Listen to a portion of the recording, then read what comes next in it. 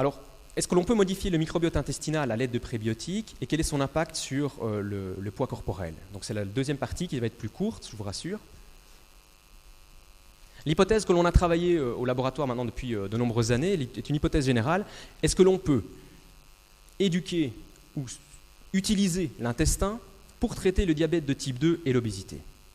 Alors c'est toute une série de publications émanant de notre laboratoire où on avait mis en évidence qu'en changeant la flore avec des prébiotiques, on avait un impact sur les taux plasmatiques, sur les lipides, diminution des triglycérides, etc.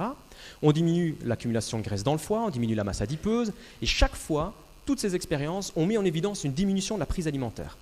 Et on n'avait jamais pu expliquer pourquoi il y avait une diminution de la prise alimentaire, parce que quand on donne à des animaux une autre fibre que les prébiotiques, comme la cellulose, eh bien ces animaux avaient aussi un déficit énergétique équivalent et pourtant ils maigrissaient davantage ou ils mangeaient moins, ce qui n'était pas le cas de la cellulose. Donc l'effet fibre classique ne pouvait pas être mis en évidence. Vous avez ici une expérience réalisée chez l'animal, je vais aller très rapidement dessus, simplement pour vous dire que sous un régime hyperlipidique, on l'a déjà vu tout à l'heure, on permet de diminuer le gain de poids corporel, de diminuer la quantité d'énergie ingérée chez les animaux que reçoivent le prébiotique. On va aller voir plus loin comment on peut expliquer cela. Vous avez un schéma ici qui représente les différents, de manière très très schématique, les systèmes de régulation de la prise alimentaire. Alors au niveau hypothalamique, au niveau de notre cerveau, plus précisément dans certains noyaux comme le noyau arché, on a différents neurones, différents systèmes de régulation de la prise alimentaire, soit des systèmes qui vont stimuler la prise alimentaire, ce sont les neurones orexigènes NPY-AGRP, ou les neurones qui diminuent la prise alimentaire, ce sont les neurones de type mélanocortine. Et vous voyez qu'ils communiquent entre eux, et cette communication a pour but d'arriver à un équilibre du poids corporel en régulant la prise alimentaire et ou la dépense énergétique. C'est très simplifié, mais c'est relativement comme ça que ça fonctionne. Et ce système, eh bien, il est informé du statut énergétique, évidemment. Il est informé de notre statut énergétique via le tissu adipeux, avec la leptine, mais aussi via l'intestin, parce que l'intestin, c'est quand même lui qui reçoit d'abord les nutriments. Et c'est lui qui va dire à notre cerveau, attention, j'ai reçu du glucose, j'ai reçu des lipides, j'ai reçu des protéines, et qui va signaler au niveau cérébral, via des hormones orexigènes ou anorexigènes, s'il faut ou pas continuer à manger, s'il faut ou pas dépenser de l'énergie. Vous avez ici quelques hormones représentant la régulation de la prise alimentaire, des hormones gastro-intestinales comme la cholécystokinine, le glucagon-like peptide 1 ou GLP1, l'oxyntomoduline, le PYY ou encore appelé PYY, le PP, pancréatique polypeptide, et la gréline. Et tous vont pouvoir stimuler les centres cérébraux. La gréline va stimuler la prise alimentaire et les autres vont diminuer. Donc celles-ci sont anorexigènes, celle-ci est orexigène. J'en ai encadré 3 parce que c'est les 3 que nous avons plus spécifiquement investigués. Et en fait, quand on modifie la flore intestinale à l'aide de prébiotiques, ici ce sont des rats, ces rats mangent moins, ces rats ont une masse adipeuse moins importante, et en fait, on mesure ces hormones de régulation de l'appétit au niveau plasmatique et on voit qu'il y a une augmentation significative du GLP1, une augmentation du PYY et une diminution de la gréline. Donc on a 2 hormones qui diminuent la prise alimentaire qui augmente et une hormone qui stimule la prise alimentaire qui diminue. Donc on agit sur les 2 côtés de la balance. Lorsque l'on va regarder d'un point de vue moléculaire cette fois-ci, au niveau de l'intestin, eh bien, on a une augmentation des ARN messagers qui codent pour ces protéines. Et le proglucagon, en fait, c'est le précurseur du GLP1 et du GLP2. C'est pourquoi tout à l'heure, quand je vous ai dit on a mesuré le proglucagon, c'est parce qu'en fait, il code pour toute cette protéine. Et quand on mesure le proglucagon en ARN messager, on mesure aussi bien les ARN messagers du GLP1 que du GLP2, en fait. Est-ce que ce fameux GLP1, cette augmentation de GLP1 peut être considérée comme un effet clé? Eh bien, on a réalisé des expériences qui étaient similaires à ce qu'on a fait avec le GLP2. Très brièvement, lorsque l'on modifie la flore avec l'oligofructose chez les animaux recevant une alimentation riche en gras, donc tous ces animaux reçoivent une alimentation riche en gras, donc ils deviennent obèses. Si l'on modifie la flore, ces animaux gagnent moins de poids, et vous voyez qu'ils mangent un petit peu moins également. Et si on bloque le récepteur au GLP1 en utilisant des outils pharmacologiques, eh bien de nouveau ici, on empêche la diminution de poids et on empêche la diminution de la prise alimentaire, voire même ils mangent plus. Autrement dit, si ce GLP1 est augmenté lorsque l'on change la flore, et que l'on bloque son effet, eh bien, on a beau changer la flore, on a beau manger cette fibre, il n'y a pas d'effet, elle ne va pas faire diminuer le poids corporel ni la quantité d'énergie ingérée.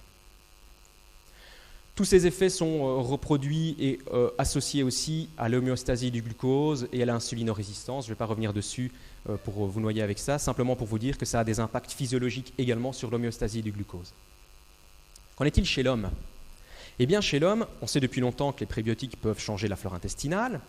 Et il y a une étude qui était une des premières études pionnières dans le domaine qui a montré que chez un sujet sain, on pouvait modifier la flore à l'aide de ces prébiotiques et observer une augmentation des taux plasmatiques de GLP-1 chez l'homme par rapport à des sujets qui recevaient le placebo. Malheureusement, c'est une étude qui n'avait rien à voir avec la prise alimentaire et ce qui s'ensuit, donc aucun effet sur la prise alimentaire n'a été étudié, aucune investigation sur la quantité d'énergie ingérée. Quoi qu'il en soit, c'était intéressant de savoir qu'on pouvait, à l'aide de ces fameuses fibres alimentaires, augmenter chez l'homme les taux de GLP-1. Et donc nous, on a investigué dans notre laboratoire l'impact sur la prise alimentaire et les sensations de faim et de satiété. Et en fait, on a pu mettre en évidence qu'ici, il s'agit simplement de 2 semaines de traitement avec les prébiotiques chez des sujets sains. Ils reçoivent 16 grammes par jour.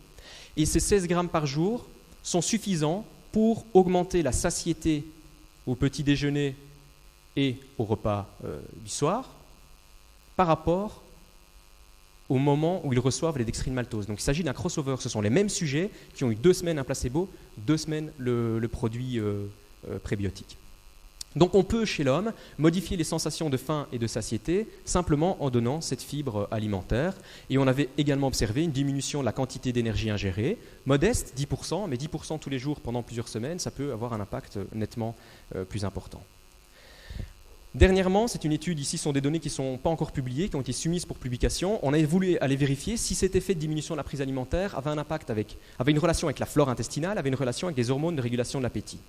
Grosso modo, on réalise la même expérience et on mesure la fermentation. On voit que la fermentation de ce prébiotique est largement augmentée dans l'intestin par rapport à la période où les sujets reçoivent la fibre contrôle.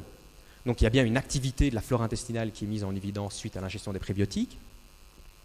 Pour la prise alimentaire, eh bien, la satiété est plus élevée avec les prébiotiques et la sensation de faim est diminuée. Donc là, je viens de vous le montrer, on reproduit ces effets chez le sujet sain. Qu'en est-il au niveau des hormones gastro-intestinales ? Eh bien, cette fois-ci, lorsque l'on mesure ces fameuses hormones gastro-intestinales impliquées soit dans l'appétit, soit dans la sécrétion d'insuline, on remarque qu'il y a une augmentation significative des taux plasmatiques de ces hormones chez les sujets ayant reçu prébiotiques par rapport aux autres. C'est vrai également pour le GLP-1, c'est vrai pour le pancréatique polypeptide et c'est vrai à 10 minutes pour le PYY. Donc sans doute qu'en modifiant la flore intestinale, en ayant un impact sur les hormones gastro-intestinales de régulation de l'appétit, on a un impact sur les sensations de faim et de satiété. Même chez les sujets sains, on observe une diminution modeste mais significative des taux plasmatiques de glucose. Et donc ça soulève la question de savoir si j'ai les sujets obèses et diabétiques, ça peut avoir un impact. Et notre surprise a été de faire la littérature ici au mois de juin, et une étude réalisée chez le sujet obèse, avec la même fibre, l'oligofructose, a montré que 3 mois de traitement avec un prébiotique chez les sujets obèses permettait de diminuer le poids corporel. Alors ils reçoivent juste cette fibre, sans autre régime associé. Et la simple ingestion de ces prébiotiques pendant 3 mois diminue le poids corporel de ces sujets sans toucher à la masse maigre, mais en diminuant de manière bien plus importante la masse grasse et plus particulièrement au niveau du tronc. Donc ça a un impact relativement sélectif, semble-t-il, en tous les cas dans cette première étude, qui est réalisée sur 48 sujets. Évidemment, il faudra bien plus d'autres études pour confirmer tout ça, mais c'est déjà un espoir intéressant pour montrer que chez les sujets obèses, on peut avoir un impact. Ça a le même effet que ce qu'on avait observé chez l'animal sur la quantité d'énergie ingérée. Vous voyez une diminution de la quantité d'énergie ingérée tout au long du traitement. Donc ce n'est pas simplement la première semaine qu'il y a une diminution de la prise alimentaire. Cet effet semble se marquer et continuer en tous les cas jusqu'à 12 semaines. Et c'est également associé à une augmentation des hormones de régulation de l'appétit comme le PYY et une diminution de la gréline. Donc c'était une étude qui était très intéressante pour nous parce qu'elle confirmait en quelque sorte tout ce qu'on a vu chez l'animal. Pour terminer, est-ce que les bifidobactéries ont véritablement un impact ? En tous les cas, est-ce qu'en donnant des prébiotiques et en modifiant la flore, on peut avoir un impact sur la masse adipeuse ? Vous avez ici une étude qui a été réalisée chez des adolescentes en croissance. Eh bien, ces adolescentes qui reçoivent un prébiotique pendant 1 an vous voyez que le gain de poids corporel, en tous les cas le BMI, est moindre. Donc ici, ils ont mis les colonnes à l'envers, faites attention. Les colonnes blanches sont les prébiotiques et les grises sont les placebos. Donc elles ont un BMI qui est moins important avec le prébiotique, une masse adipeuse qui est moins importante et un poids corporel également. Ce qui laisse sous-entendre qu'un traitement chronique d'1 an, même chez des adolescentes relativement saines mais qui sont en croissance, donc il y a une masse adipeuse qui se développe de manière plus importante, ça a un impact sur les gains de poids corporel. Et cette étude, c'est simplement pour mettre en évidence que chez les enfants, il y a aussi des études qui commencent à être réalisées. Et ici, ils n'ont pas du tout reçu de prébiotiques. Ce qui est intéressant dans cette étude, c'est que les chercheurs ont mis en évidence que la composition de la flore intestinale des enfants qui développaient un surpoids était en fait associée à une diminution des bifidobactéries. Les enfants qui développent un surpoids ont moins de bifidobactéries que ceux qui ont un poids normal. Et donc ça laisse de nouveau penser qu'il pourrait y avoir certaines bactéries, peut-être les bifidobactéries, peut-être d'autres, parce que je parle beaucoup des bifidobactéries parce que c'est celles qu'on connaît mieux, qu'on a caractérisées, mais il y en a peut-être d'autres qui ont des effets tout à fait similaires. Donc en résumé, pour terminer, la modification de la flore intestinale à l'aide de prébiotiques augmente les bifidobactéries et je vous dis sans doute modifie d'autres bactéries également. Ça a un impact sur la synthèse et la sécrétion d'hormones qui régulent l'appétit comme le GLP-1, le PYY et la gréline. Ça va envoyer au cerveau des signaux pour diminuer la prise alimentaire, augmenter la satiété.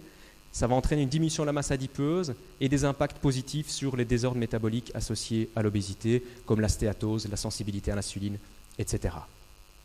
Alors des modifications sélectives du microbiote peuvent avoir lieu avec des prébiotiques. Sans doute que les probiotiques peuvent avoir des effets très intéressants aussi. En tous les cas, dans ce contexte, on manque cruellement d'études. Des symbiotiques, l'association de probiotiques et prébiotiques pour réguler l'appétit, le poids corporel et la masse adipeuse, eh bien, on attend de voir les études et on espère avoir des informations claires sur ce sujet. Voilà, j'aimerais terminer sur cette diapositive. Je vous remercie pour votre attention. Merci beaucoup. Voilà. Donc, c'est une nouvelle approche de traitement du surpoids qui est très innovante. Est-ce que vous avez fait des recherches sur le FIAF ? Alors oui, donc le FIAF, c'est ce fameux facteur Fasting Induced Adipose Factor, qui est un inhibiteur de la lipoprotéine lipase. Et en fait, on a quelques expériences, en tout cas chez l'animal, qui montrent qu'en modifiant la flore avec les prébiotiques, on modifie également le FIAF. Donc on arrive à augmenter ce fameux FIAF, et donc on devrait théoriquement toucher à la lipolyse et à l'activité lipoprotéine lipase également. Mais c'est chez l'animal, chez la souris, sur une alimentation hyperlipidique. On n'a pas encore beaucoup d'autres expériences, mais ça semble être aussi une piste éventuelle d'investigation, en tous les cas sur l'atteinte du tissu adipeux et la lipolyse. Parce que chez les souris, notamment obèses qui ont une modification de la flore, il y a justement une baisse du FIAF. Voilà, donc ce qui a été montré, effectivement, c'est que la flore intestinale allait diminuer ce fameux FIAF au niveau de l'intestin. Et en diminuant le FIAF dans l'intestin, ils ont observé une augmentation de l'activité lipoprotéine lipase au niveau du tissu adipeux et donc, en quelque sorte, une plus grande facilité pour aller attraper les lipides des triglycérides, hydrolyser ces lipides des triglycérides et les emmagasiner dans le tissu adipeux. Et donc l'hypothèse serait effectivement qu'en modifiant, en augmentant ce FIAF, on pourrait jouer en sens inverse. Mais je vous dis, chez l'animal, avec ces prébiotiques, ça semble être un effet visible. Maintenant, est-ce que c'est vrai chez l'homme ou pas ? Il n'y a encore rien du tout. C'est très très neuf. S'il y a des questions dans la salle.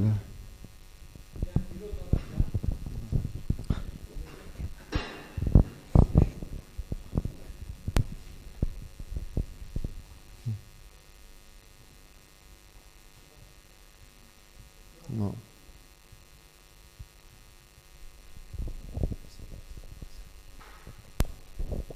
Ouais.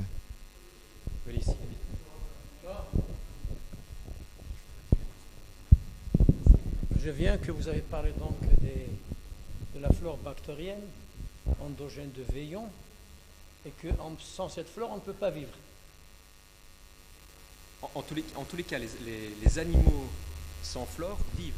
Axénique. Oui, axénique. Mais les hommes, pas les mettre dans des cages. C'est impossible. Alors justement, ces bactéries que jadis sont considérées comme des plantes, qui font partie du règne des schizomycètes, sont-elles des plantes ou autre chose ? Je suis incapable de vous répondre. Ceci d'ailleurs en ce qui concerne les bactéries, toutes nos mitochondries dans chaque cellule sont d'anciennes bactéries. C'est une hypothèse. Dit-on. L'homme est bactériel et il vit dans un monde bactérien, dans un monde, et il y a un monde dans cet homme. Vous parlez tout à l'heure de l'inuline. Oui. C'est du topinambour. Exactement. Il y en a un Est-ce que vous donnez donc ça comme... Alors. Vous dites manger des topinambours? Il y a des données qui montrent effectivement qu'on peut modifier la flore en utilisant par exemple topinambour, en augmentant la quantité d'ail, d'oignons, la banane en contient également. Donc vous avez des fructanes ou des types inulines dans les céréales également. Donc effectivement, on ingère tous et toutes des prébiotiques. Malheureusement, on a déjà essayé d'augmenter la quantité de prébiotiques ingérés par l'alimentation et c'est très très difficile de pouvoir avoir un effet clair sur le microbiote parce que les doses doivent être suffisantes et la difficulté, c'est pour avoir un effet prébiotique, il faut 3 à 4 grammes de fructane pur. Alors on peut très bien y arriver avec l'alimentation. Le souci, c'est qu'on se rend compte que si on arrive avec 3 ou 4 grammes via l'alimentation, on n'a pas d'effet direct sur la flore. Alors est-ce que la matrice alimentaire a un impact sur la disponibilité de ces composés et sur leur fermentation et finalement leur accessibilité par les bactéries? C'est une question éventuelle. Mais l'alimentation contient des prébiotiques, ça c'est évident.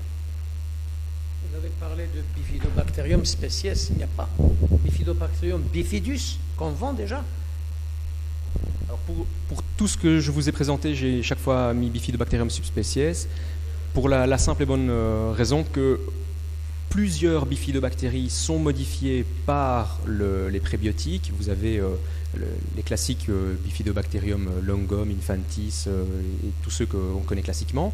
Dans les probiotiques qui sont vendus, donc je dis bien probiotiques, ce sont classiquement ces fameux Bifidobacterium bifidus ou autres que vous avez dans les yaourts ou dans les laits fermentés.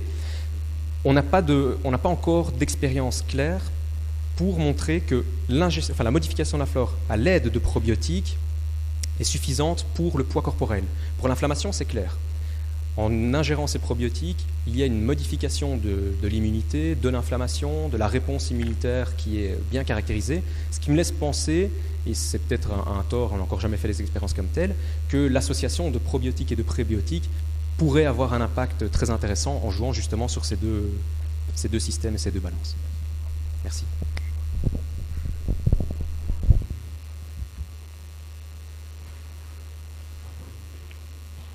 Vous avez d'autres questions? Oui, madame.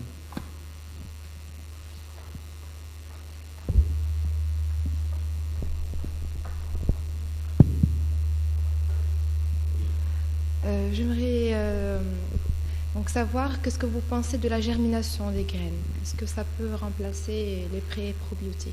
La germination des graines? Oui. Je pourrais malheureusement pas répondre à votre question parce que j'ai aucune expérience dans le domaine pour pouvoir vous dire si c'est un impact clair ou pas. Je ne sais pas.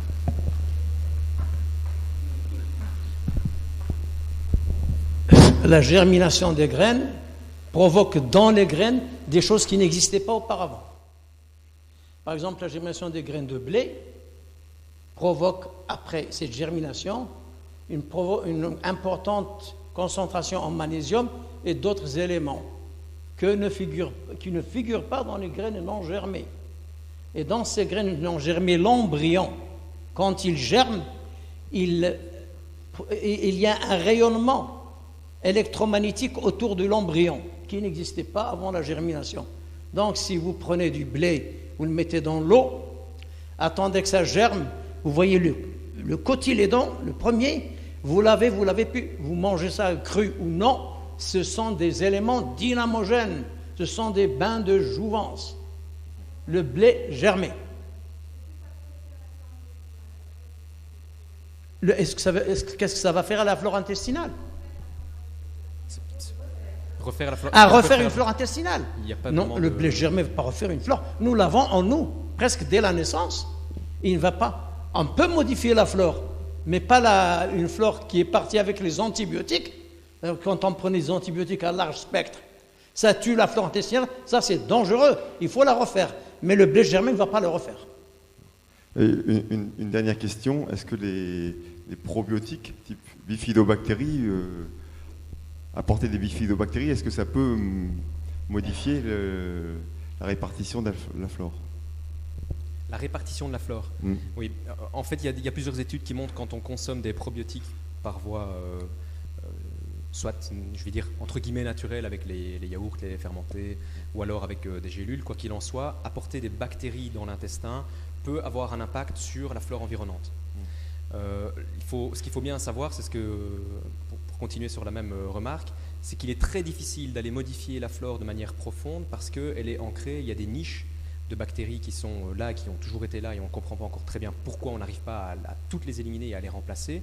Et donc prendre des probiotiques devra se faire de manière relativement continue. C'est-à-dire que si vous prenez un probiotique, il va bien arriver dans l'intestin, il pourra avoir un effet, il pourra avoir un impact, mais le fait d'arrêter l'ingestion de ces probiotiques, qui en quelque sorte aura modifié la flore, oui, ne va pas se répercuter à très long terme sur la composition de la flore, sur les effets peut-être, mais sur la composition de la flore, parce qu'elle sera éliminée par les voies naturelles. D'où la nécessité, c'est la même chose pour les prébiotiques, de toujours avoir en quelque sorte soit l'ensemencement, soit la consommation pour maintenir cette activité, cette modification de la flore. Pour les prébiotiques, ce qui a clairement été démontré, c'est qu'on peut modifier la flore, on a une augmentation des bifidobactéries, des lactobacilles, etc., en consommant les prébiotiques. Vous arrêtez pendant 15 jours, progressivement, la composition de la flore revient à la normale, identique à ce qui se passait avant. Alors, quand je dis à la normale, avec les techniques d'analyse qui sont entre nos mains pour l'instant, on passe peut-être à côté de modifications tout à fait autres, mais en tous les cas, dans ce que l'on peut maîtriser pour l'instant, c'est une modification transitoire, que ce soit avec probiotique ou prébiotique, d'où l'intérêt justement de la consommation régulière. Autre question. Oui. Vous avez parlé de l'effet des prébiotiques sur la modification de la perméabilité. Je voudrais savoir qu'en est-il de l'absorption intestinale? Est-ce qu'il y aurait un impact? Comme hier, nous avons parlé beaucoup des déficits des nutriments dans notre organisme. Je vous remercie pour cette question parce que j'ai malheureusement pas le temps d'aborder ce sujet, mais il y a une très large littérature et c'est d'abord les premiers effets qui ont été montrés avec les prébiotiques. C'est une augmentation de l'absorption du calcium et du magnésium suite à la consommation des prébiotiques. Ce qui a été mis en évidence, c'est que les prébiotiques étaient capables, en fait, via sans doute des mécanismes liés à l'acidification du milieu. C'est très faible comme modification de l'acidité dans le côlon, mais ça permettrait de libérer les sels de calcium et de magnésium et de réaugmenter l'absorption de ces minéraux, même au niveau du côlon, là où normalement on ne devrait plus avoir de modification. Et donc ce qui est clair, c'est qu'une consommation de prébiotiques, même au long cours, et ça fait référence à l'étude que je vous ai montrée avec les adolescentes, dans cette étude, elles recevaient également du calcium et ils mesuraient la densité minérale osseuse et 1 an de consommation de ces produits a entraîné une augmentation de la minéralisation de l'os, augmentation de l'absorption du calcium et du magnésium. Donc sans doute que ça pourra avoir un impact dans ce lieu spécifique, dans ce domaine spécifique des déficiences, soit en magnésium, en calcium ou d'autres minéraux. Ça semble-t-il pour le zinc aussi, ça a un impact similaire, mais c'est moins décrit. Donc oui, la réponse c'est oui, ça a un impact. Oui, s'il vous plaît, en pratique, auriez-vous des conseils alimentaires à donner, notamment pour les personnes intolérantes au lactose, pour les personnes aussi qui ont des troubles fonctionnels intestinaux qui sont parfois sensibles à l'apport de prébiotiques? Merci. Alors en termes de pratiques alimentaires, c'est évidemment toujours difficile de pouvoir aller chez ces patients de manière spécifique, leur donner des produits lactés parce que ce sera souvent intoléré, même si on dit que dans les yaourts ou dans certains laits fermentés, la quantité de lactose est moindre, voire même diminuée parce que l'activité lactasique des bactéries est encore présente, mais bon, ça, peu importe. Ce qui semble plus clair dans la littérature, c'est que des faibles doses de prébiotiques, très faibles doses au départ, et puis une augmentation très progressive, ça veut dire 2-3 semaines de très faibles doses, et puis une augmentation pour arriver à des doses normales, ont un impact positif sur les patients. C'était des études souvent chez des patientes atteintes d'un syndrome irritable de l'intestin. Et là, ça semble clair, soit les probiotiques, soit les prébiotiques pourraient avoir un effet sur la modulation de la sensibilité à la douleur ou la sensibilité gastro-intestinale, le ballonnement dans le cadre de ces altérations ou de ces désordres. S'il vous plaît, est-ce que le résultat de la modification de la flore intestinale est le même si on prenait le prébiotique à long terme? Si je comprends, est-ce que vous voulez dire si, si la flore se maintient modifiée? Oui, c'est-à-dire est-ce qu'on aura la même modification efficace pour avoir...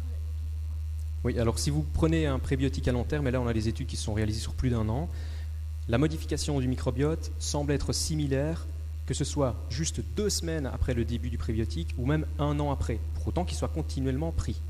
Donc, autrement dit, si vous mesurez la composition de la flore après 2 semaines du début du traitement ou 1 an après, eh bien, la modification a déjà eu lieu en 2 semaines et ça semble se maintenir, pour autant que le prébiotique soit toujours continu, jusqu'au bout. Donc, il ne semble pas y avoir d'effet de tolérance ou d'adaptation de la flore.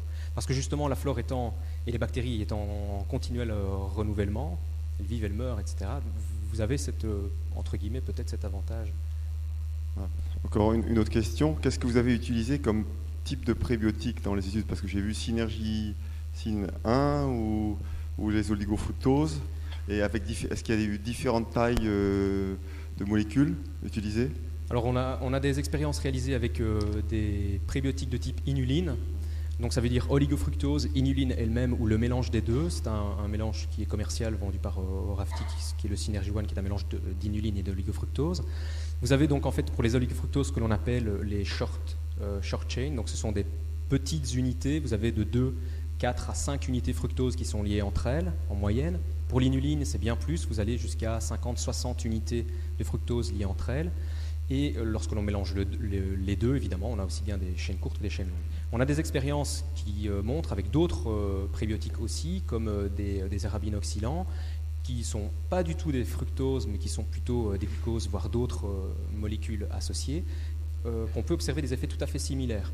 C'est-à-dire une modification de la flore, un impact sur la tolérance au glucose, la protection vis-à-vis du gain de poids corporel, etc. Donc je ne suis personnellement pas convaincu qu'il y a un prébiotique en particulier qui pourra avoir un effet majeur. Il y a sans doute des différences dans la composition de la flore ou la fermentescibilité, mais les effets classiques que nous on a utilisés semblent être identiques quel que soit le prébiotique, avec la seule restriction que ceux qui sont fermentés plus rapidement, c'est-à-dire les chaînes les plus courtes, semblent quand même avoir un effet plus efficace pour une dose identique. Mais ça reste à vérifier. Après, il y a un problème de tolérance digestive. Voilà, donc ça revient un peu à la même question que j'ai eue tout à l'heure. Il faut surtout pas se dire, voilà, à partir de demain, je prends 16 grammes en une fois, parce que vous allez le faire une fois. Vous n'allez pas recommencer.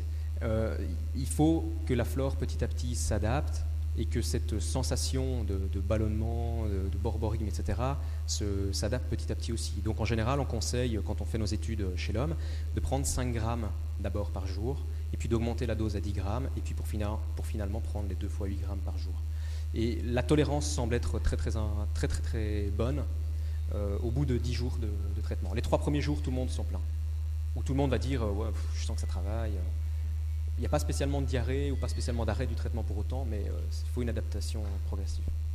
Et c'est la dose minimale pour avoir un effet, c'est 5 grammes jour? 3-5 grammes pour avoir un effet prébiotique. Par contre, pour les effets sur les hormones gastro-intestinales et sur l'appétit, tous les effets ont été mesurés entre 15 et 20 grammes. Donc je ne sais pas vous dire si c'est suffisant ou pas trop là. Oui, s'il vous plaît. Juste hier, on a parlé de chronobiologie.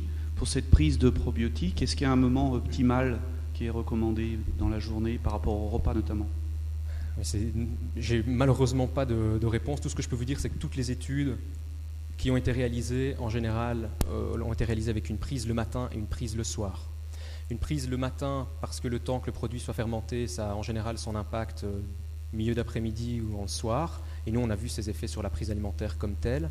Et le soir, pour que les effets soient aussi présents le matin. Mais c'est aussi une question de facilité. Donc ma réponse, elle est malheureusement pas complète, mais on n'a pas de recul pour pouvoir vous dire il vaut mieux prendre ça à une heure particulière suite à une modification hormonale ou un cycle nictéméral. C'est plutôt en association avec les repas qu'il est pris comme tel. Encore une question?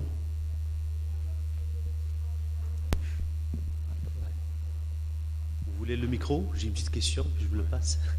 Juste, je voulais vous remercier d'abord pour vos 2 belles présentations. Et puis, j'ai cru comprendre qu'à la fin, il y avait des études menées chez les enfants. Oui. Je voudrais savoir dans quelles conditions ça a été mené.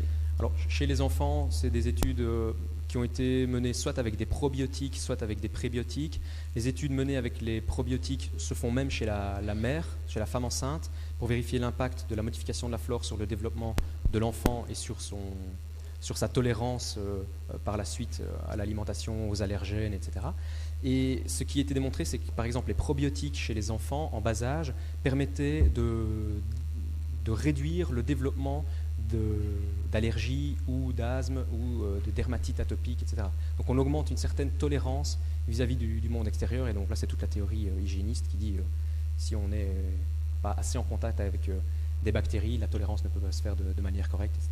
Et en ce qui concerne les prébiotiques, ce sont plutôt des études justement sur la minéralisation, et là ce ne sont plus des enfants en bas âge, mais c'est souvent des adolescentes, préadolescentes à partir de 12-13 ans, où elles reçoivent ces prébiotiques et on étudie l'absorption du calcium, du magnésium, la minéralisation de l'os chez ces sujets.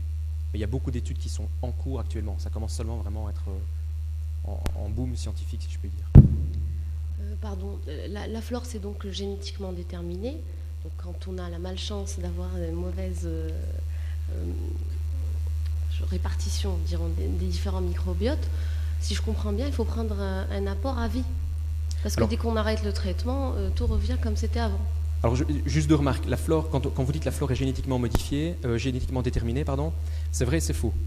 C'est vrai parce qu'il y a de très, très récentes études qui démontrent que si vous avez un terrain particulier, une mutation génétique particulière qui va faire en sorte, par exemple, que certains nutriments ne seront pas aussi bien absorbés, donc la fermentabilité et donc l'utilisation des nutriments par la flore sera différente. Et donc là, oui, la génétique a sans doute un impact sur l'implantation de la flore.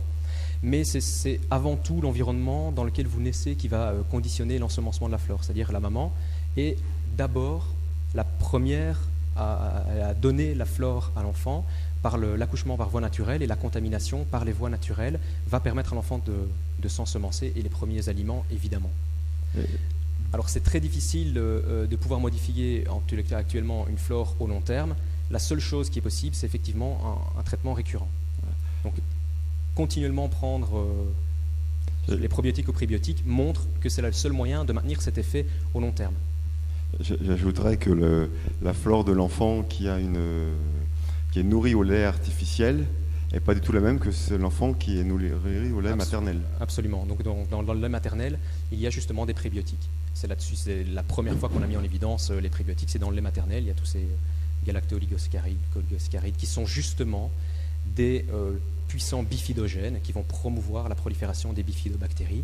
Et c'est ainsi, effectivement, comme on dit, que la flore intestinale des enfants qui sont nourris au lait maternel ou qui sont nourris avec des poudres de lait n'ont pas la même flore, bien que maintenant certaines sociétés ajoutent des prébiotiques dans leur composition de lait en poudre.